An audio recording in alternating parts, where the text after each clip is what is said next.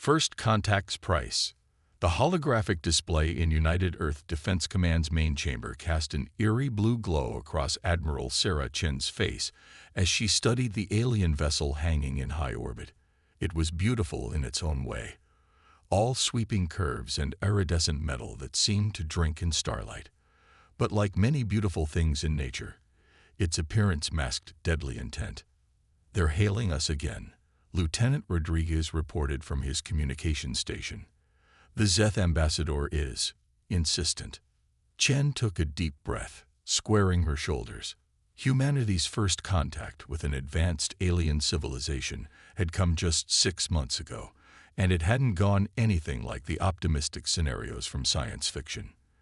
The Zeth Confederation hadn't arrived with offers of friendship and technological exchange. Instead, they'd brought demands wrapped in silken threats. "Put them through," Chen ordered, keeping her voice steady despite the weight pressing down on her chest. The holographic display shifted, replacing the image of the alien vessel with the towering form of Ambassador Vex Telephone.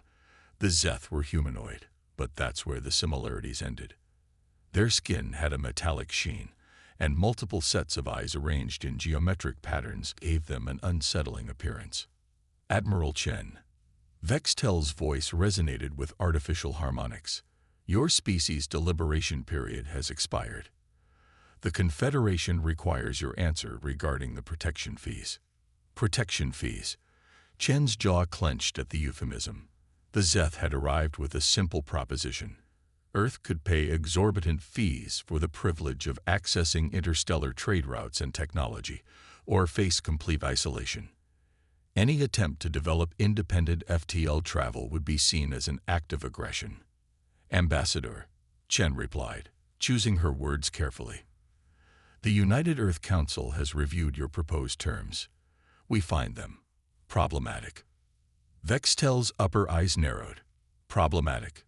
We offer you advancement, security, a place within galactic civilization. The fee structure is more than fair for a species of your development level." Behind Chen, screens displayed the real numbers. The Zeth's fair fees would consume nearly 40% of Earth's total economic output. It would cripple human development for generations, making them eternally dependent on Zeth technology and goodwill. "Perhaps we could discuss alternative arrangements," Chen suggested, playing for time. "A graduated payment system, or technology exchanges that would benefit both our peoples." The ambassador's laughter filled the chamber, a sound like grinding metal. "You misunderstand your position, Admiral. The Confederation does not negotiate with pre-FTL species. You will accept our terms, or you will remain isolated. Choose." Chen felt the eyes of every officer in the command center on her. This was the moment humanity had been preparing for since the Zeth first arrived. While the diplomatic corps kept the aliens distracted with negotiations, other preparations had been underway. "Then with respect, Ambassador," Chen said, letting steel enter her voice, "Earth declines your offer." Silence fell across the chamber. Vextel's multiple eyes blinked in sequence, a sign of surprise according to xenologists. "You would choose isolation. Cut yourself off from the greater galaxy rather than accept our generous protection." Chen allowed herself a small smile. "We choose independence, Ambassador. Humanity will find its own path to the stars." "Foolish," Vextel spat. "You doom your species to centuries of darkness. When you finally drag yourselves into space, you will find all valuable territories claimed, all resources allocated. The Confederation's memory is long, Admiral. Remember that." The transmission cut off abruptly, replaced once again by the image of the Zeth vessel. Within minutes, it began moving away from Earth orbit, its drive flaring with impossible energies. "They're gone," Rodriguez reported after several tense minutes. "Long-range sensors show them jumping to FTL at the heliopause." Chen let out a long breath, then turned to her senior staff. "Send the signal. Project Phoenix is now active. We have 5 years before they return to check on us. Let's make them count." In a secret facility beneath the Olympus Mons colony on Mars, Dr. Elena Santos received the activation signal. She looked at her team of engineers and scientists, gathered around what looked like a chaos of quantum machinery and experimental alloys. Years of theoretical work were about to be put to the test. "Well," she said, picking up her tablet, "let's build ourselves a miracle." The Zeth thought they had left Earth to darkness. They didn't realize they had instead sparked a fire. Humanity's determination to prove that they would never again be at the mercy of those who thought themselves superior. In labs and shipyards hidden throughout the solar system, Project Phoenix was about to rise. Chen looked out at the Earth spinning below, beautiful and fragile in the void. 5 years, she whispered to herself. 5 years to change everything. In the depths of space, the Zeth vessel's commander was already composing his report to the Confederation Council. Another primitive species had chosen isolation over submission. They would learn, as all the others had, that resistance was futile in a galaxy ruled by the strong. But for the first time, in the Confederation's long history of absorbing or isolating younger species, they had made a crucial mistake. They had given humanity something more valuable than any technology they could have offered. A deadline, a challenge, and most dangerous of all, a reason to prove them wrong. The impossible ship. 3 years into Project Phoenix, Dr. Elena Santos stood in the vast underground chamber beneath Olympus Mons, watching as quantum fields danced across the experimental drive core. The air hummed with potential, and her tablet's readings showed numbers that would have been considered impossible just a few years ago. Core stability at 98%, reported Dr. James Chen, her quantum mechanics specialist. His eyes never left the swirling energies contained within the reinforced chamber. The containment field is holding better than our best projections. Elena allowed herself a small smile. 3 years of endless work, of failures and breakthroughs, of theories that rewrote physics textbooks. It was all coming together. The prototype drive core represented humanity's greatest achievement, a fusion of quantum mechanics and innovations that the Zeth Confederation had never imagined possible. "Dr. Santos," the voice called from the observation deck above. Admiral Sarah Chen stood there, accompanied by the project's military liaison, Colonel Marcus Wright. "I believe it's time for an update on our progress." The meeting room adjacent to the test chamber was sparse, its walls covered in equations and holographic displays. Elena pulled up the latest test results, trying to contain her excitement. "We've done it," she said simply. "The quantum fold drive doesn't just match Zeth FTL technology. It surpasses it. While their ships tear through space, we found a way to fold it, creating temporary quantum tunnels that are virtually undetectable." Colonel Wright leaned forward, his cybernetic eye whirring as it analyzed the data. "And the power requirements." "That's the beautiful part," Elena replied, bringing up another set of readings. "Our drive uses less than a quarter of the energy their systems require. We're not fighting physics. We're working with it in ways they never considered." Admiral Chen nodded slowly. "And the ship itself?" Elena gestured to a holographic display of what looked like a relatively small vessel, sleek but unassuming. "The ECS Defiance. We've incorporated everything we learned from studying the Zeth vessel that visited Earth. But while they focus on brute force and overwhelming power, we've taken a different approach." The hologram expanded, showing layer after layer of innovative systems. The outer hull appears to be standard materials, but it's actually a metamaterial lattice that can adapt its properties in real time. The weapon systems look conventional, but they're quantum-linked to the drive core, allowing for energy manipulation that should be theoretically impossible. "Should be." Colonel Wright raised an eyebrow.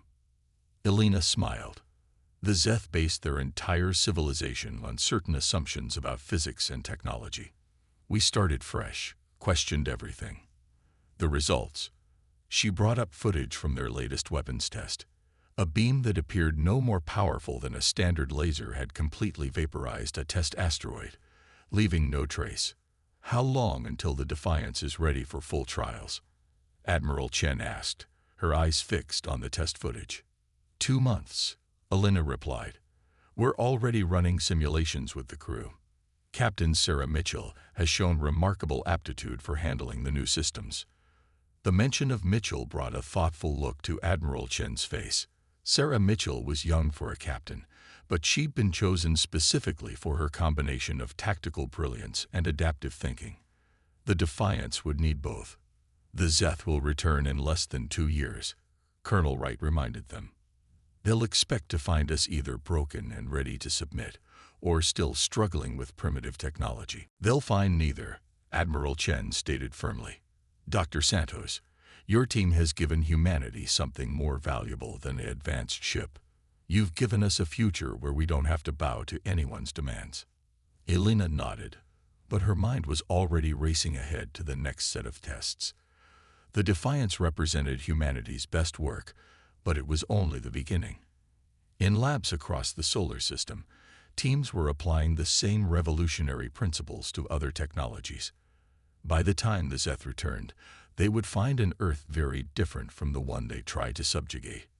Later that night, as Elena worked late in her lab, she received a message from Captain Mitchell. The crew's latest simulation results showed them exceeding all expected parameters. The ship and its systems were becoming an extension of human will, exactly as designed. Elena looked through the transparent walls of her lab at the Defiance, its hull gleaming under the work lights. The ship seemed to pulse with potential, like a living thing waiting to stretch its wings. The Zeth thought they had left Earth in darkness, but in that darkness, humanity had learned to forge light of their own. In her office aboard the Defiance, Captain Mitchell reviewed the simulation data one more time. Each test run revealed new possibilities, new ways to push the boundaries of what their revolutionary systems could do. Her crew was young, like her, all of them chosen for their ability to think beyond conventional limitations. "Status report." She called out to her holographic command display. "All systems nominal, Captain." The ship's eye responded. "Quantum fold drive at standby. Shield harmonics stable. Weapon systems calibrated." Mitchell allowed herself a small smile. Soon, very soon, they would show the galaxy that humanity wouldn't be confined or controlled. The Defiance wasn't just a ship. It was a declaration of independence written in quantum fields and human determination. In orbit above Mars, observation satellites tracked the movements of Zeth scout ships at the edge of the solar system. They came regularly, watching, measuring, probably laughing at what they assumed was humanity's isolation and technological stagnation. Let them watch, Mitchell thought. Let them think they know what's coming. The greatest advantage in any confrontation was the moment when your opponent realized they had catastrophically underestimated you. The Zeth had given humanity that advantage without even knowing it. The impossible ship waited in its berth, ready to rewrite the rules of what was possible. And with it, humanity prepared to claim its place among the stars, not as supplicants, but as equals who had earned their right to the cosmos through ingenuity and unwavering resolve. The return. 5 years to the day after their ultimatum, the Zeth Confederation's diplomatic fleet emerged from FTL at the edge of the solar system. Their massive ships, gleaming with obvious power, moved with deliberate slowness toward Earth, a calculated display of technological superiority. In the command center of the Orbital Defense Station New Horizon, Admiral Chen watched their approach with outward calm. Behind her, Captain Mitchell stood quietly, her dress uniform pristine. The ECS Defiance waited in its hidden dock, powered down but ready. "They're broadcasting," Lieutenant Rodriguez announced from his station. "Full spectrum, maximum power. They want everyone to hear this." Chen nodded. "Put it through." The holographic display flickered to life, showing not just Ambassador Vextel, but an entire council of Zeth officials. Their metallic skins seemed to shimmer with barely contained contempt. "Greetings, Earth." Vextel's voice carried the same artificial harmonics, but now with an edge of satisfaction. "We have returned, as promised, to witness the results of your independence." Chen stepped forward, her posture relaxed. "Welcome back to Earth space, Ambassador. We trust your journey was pleasant." The ambassador's multiple eyes blinked in their unsettling pattern.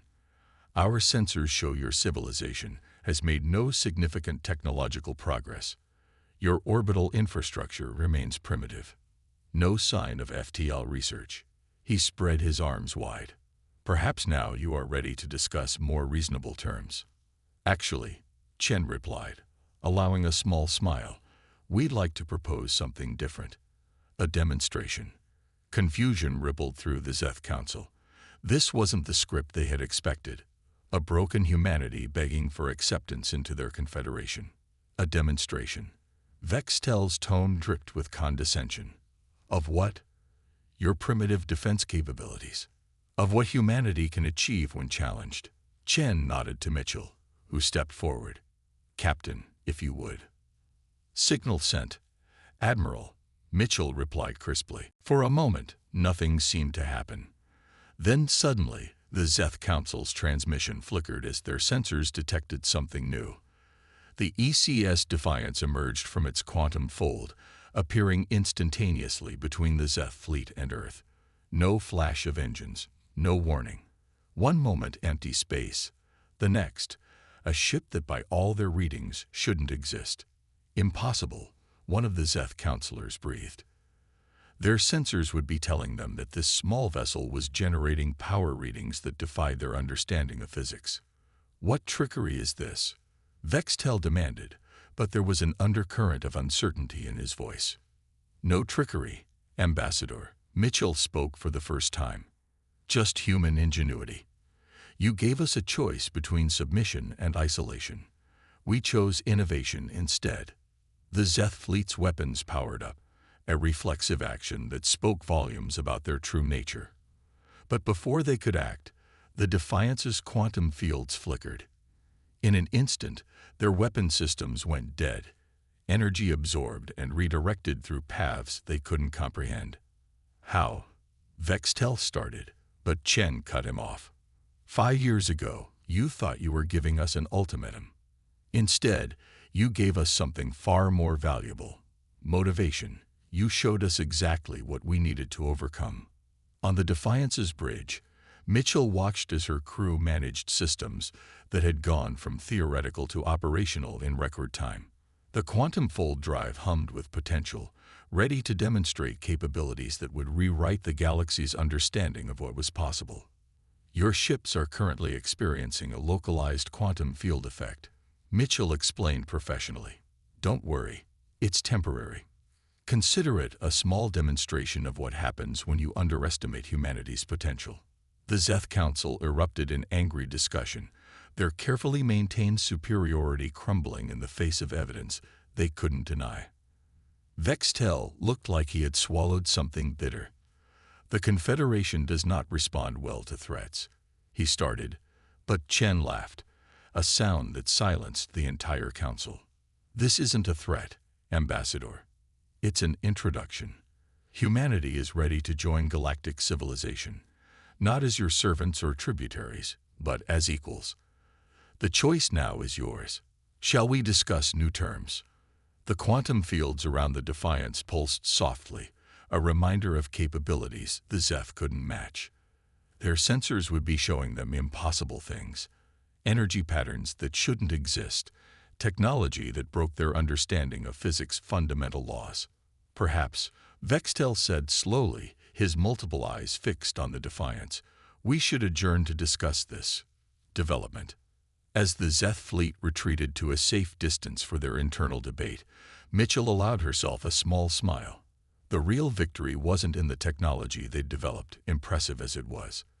The victory was in showing the galaxy that humanity wouldn't be constrained by anyone's limitations but their own.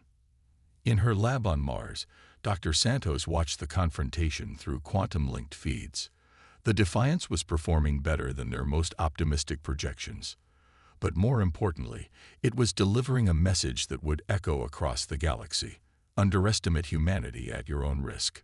The impossible ship hung in space between Earth and the Zeth fleet, a bridge between what was thought possible and what humanity had achieved. In 5 years, they had done more than develop new technology. They had proven that the greatest power in the universe wasn't strength or advanced technology, but the simple, unshakable human belief that there was always a way forward, always another solution, always hope. Shockwaves. The Grand Chamber of the Zeth Confederation's High Council, on their homeworld of Zeth Prime, had never been so silent. The holographic displays showed detailed scans of the ECS Defiance, but the more the Council studied them, the less sense they made. Supreme Counselor Rix Tar, the highest authority in the Confederation, stood before the assembled leaders of 100 worlds. His metallic skin had dulled, a sign of extreme stress in his species. In 5 years, he said, his voice echoing through the chamber, these humans have developed technology that challenges the fundamental principles we've built our civilization upon. The question before us is simple. How do we respond? Ambassador Vextel, newly recalled from Earth, stepped forward. Supreme Counselor, we must consider that the humans may have had assistance. No species progresses this rapidly on their own. In Earth orbit, aboard the New Horizons station, Admiral Chen was having a very different conversation.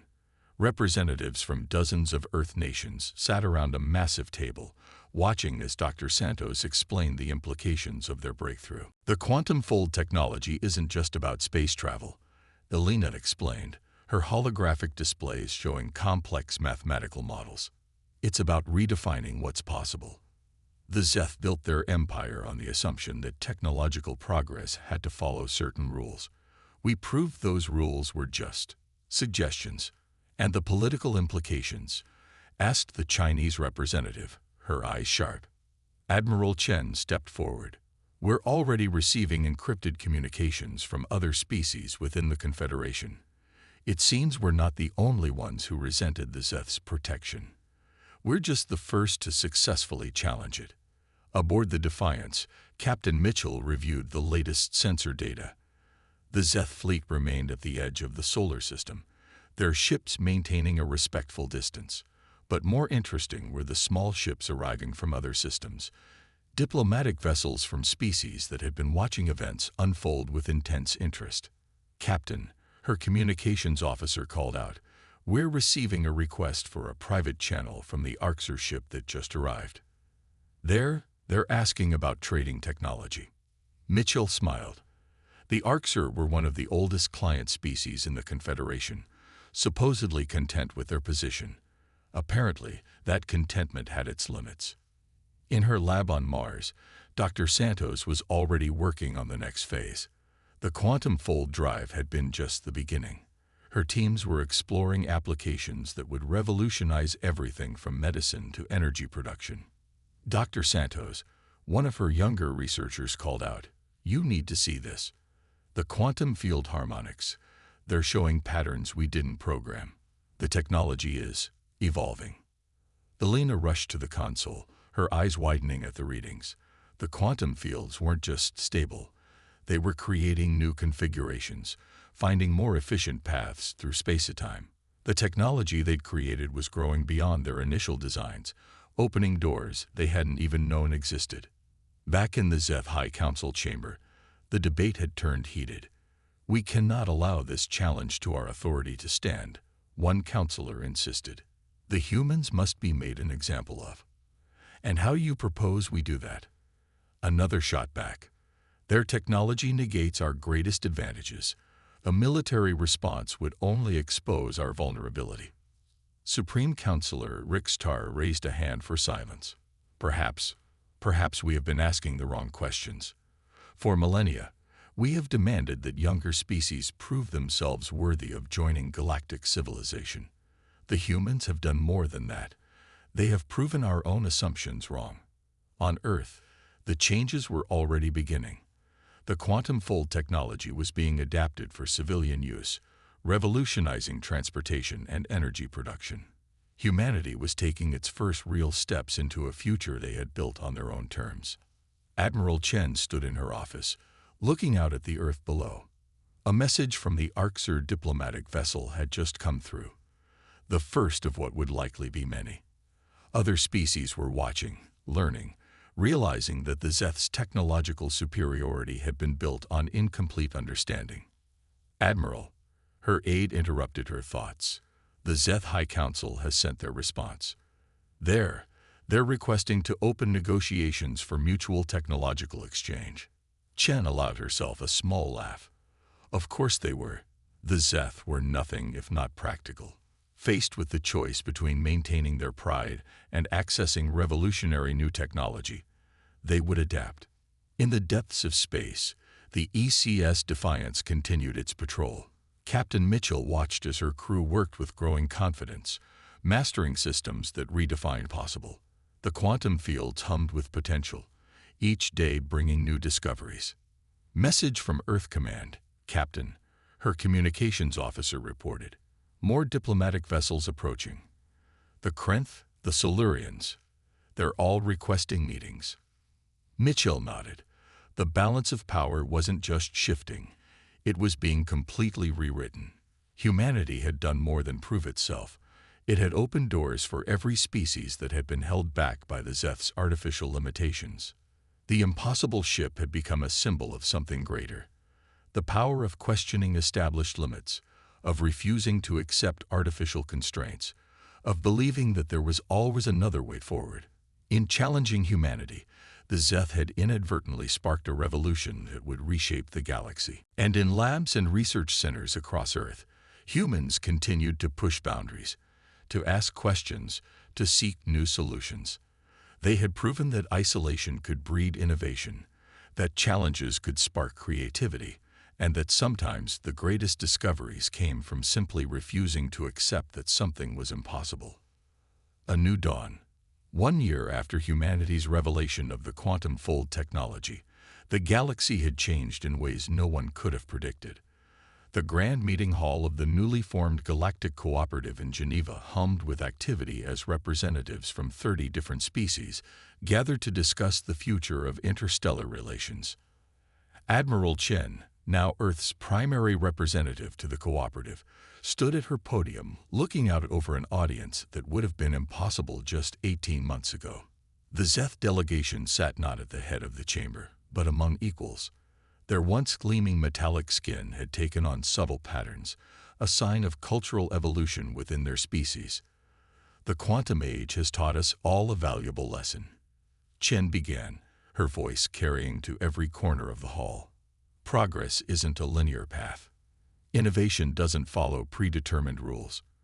And sometimes, the greatest breakthroughs come from those you least expect." In Mars orbit, the ECS Defiance had become a school of sorts. Captain Mitchell watched as crews from a dozen different species trained alongside humans, learning to understand the quantum fold technology that had reshaped their understanding of physics. "The field harmonics are stabilizing faster now," a young Arxer engineer observed, his scaled hands moving confidently over the controls. "It's like the technology is teaching us, not the other way around." Mitchell nodded. The quantum systems had continued to evolve, revealing new possibilities that even Dr. Santos hadn't initially imagined. But more important than the technology was the change in mindset it represented, the willingness to question everything, to look beyond established limitations. In her expanded laboratory complex, now an international research center, Dr. Elena Santos led teams from across Earth and beyond in exploring applications of quantum field theory that went far beyond space travel. "The medical applications alone are revolutionary," she explained to a group of visiting scientists. "By manipulating quantum fields at the cellular level, we're finding ways to cure diseases that were once thought untreatable. And that's just the beginning." A young Zeth scientist raised her hand, her multiple eyes bright with curiosity, a stark change from the arrogance their species had once displayed. "Dr. Santos, our historical records show that isolation often leads to technological stagnation. How did humanity turn it into such an advantage?" Elena smiled, remembering those intense 5 years of development. "We never saw it as isolation.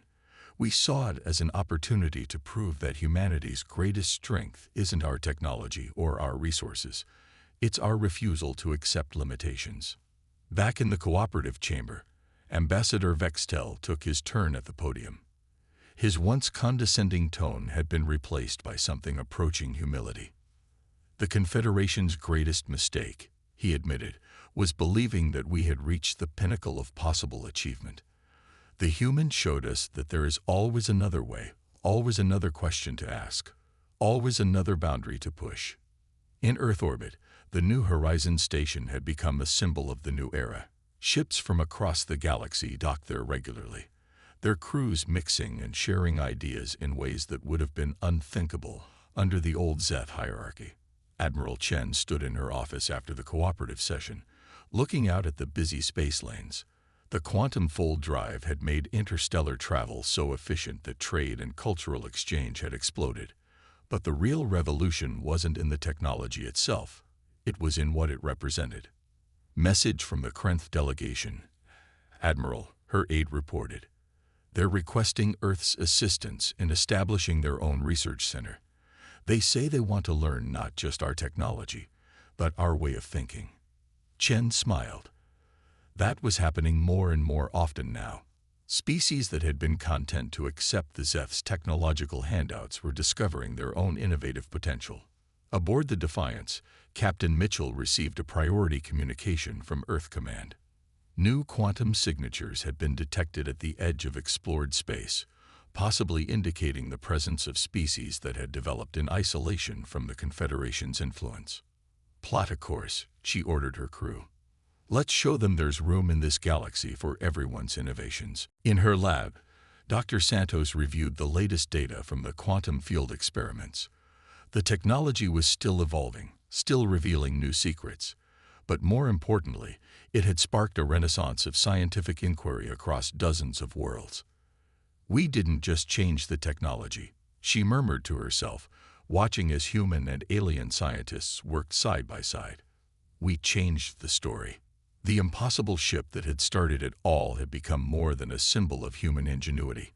It was a reminder that progress comes not from accepting the rules as they are, but from having the courage to ask why they can't be different. In the Geneva chamber, as the day's session wound down, Admiral Chen found herself in conversation with Supreme Counselor Rix Tar, who had made a rare personal appearance. You know, the Zeth leader said thoughtfully, we spent millennia believing we were preparing younger species for the galaxy. Instead, your species prepared us for the future. Chen nodded, watching as humans and aliens filed out of the chamber together, engaged in animated discussions about possibilities that would have seemed impossible just a year ago. The quantum fold drive showed us that space could be bent, she replied. But humanity's real breakthrough was showing that the same was true of limitations, of hierarchies, of what we believe is possible. As night fell over Geneva, the stars seemed brighter somehow. Humanity had not only claimed its place among them, it had helped create a galaxy where every species could reach for those stars in their own way, guided not by artificial constraints, but by the limitless potential of collective innovation and shared discovery. The story of the impossible ship had become legend, but the real legend was what it had sparked. A future where the only true limit was imagination, and where every species, young or old, had something unique to contribute to the grand tapestry of galactic civilization.